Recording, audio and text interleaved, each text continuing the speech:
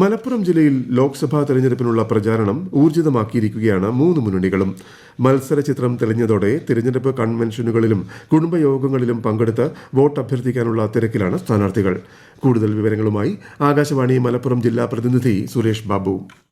സ്ഥാനാർത്ഥികളുടെ മണ്ഡല പര്യടനത്തോടൊപ്പം കുടുംബയോഗങ്ങളും ചെറുതും വലുതുമായ കൺവെൻഷനുകളുമൊക്കെയായി മലപ്പുറത്തെ തെരഞ്ഞെടുപ്പ് മത്സരരംഗം സജീവമാണ്. പത്രിക പിൻവലിക്കാനുള്ള അവസാന തീയതിക്ക് ശേഷം പ്രധാന മുന്നണികളുടേതടക്കം 8 സ്ഥാനാർത്ഥികളാണ് പോരാട്ട രംഗത്തുള്ളത്. UDF, LDF, NDA മുന്നണി സ്ഥാനാർത്ഥികൾ നേരത്തെ തന്നെ പ്രചാരണത്തിൽ സജീവമായതോടെ മലപ്പുറത്തെ മത്സര ചിത്രം രണ്ടാഴ്ചയ്ക്ക് മുമ്പ് തന്നെ വ്യക്തമായിരുന്നു. തങ്ങളുടെ ശക്തി കേന്ദ്രത്തിൽ വിജയം സുനിശ്ചിതമാക്കാനുള്ള ശ്രമങ്ങളിലാണ് UDFന്റെ മുസ്ലിം ലീഗ് സ്ഥാനാർത്ഥി ET മുഹമ്മദ് ബഷീറെങ്കിലും അട്ടിമറിക്കുള്ള കരുനീക്കത്തിലാണ് LDF സ്ഥാനാർത്ഥി V വസീഫ്. പരമാവധി പേരെ നേരിൽ കണ്ട് വോട്ടുറപ്പിക്കാനാണ് NDA സ്ഥാനാർത്ഥി അബ്ദുൾ സലാം ശ്രമിക്കുന്നത്.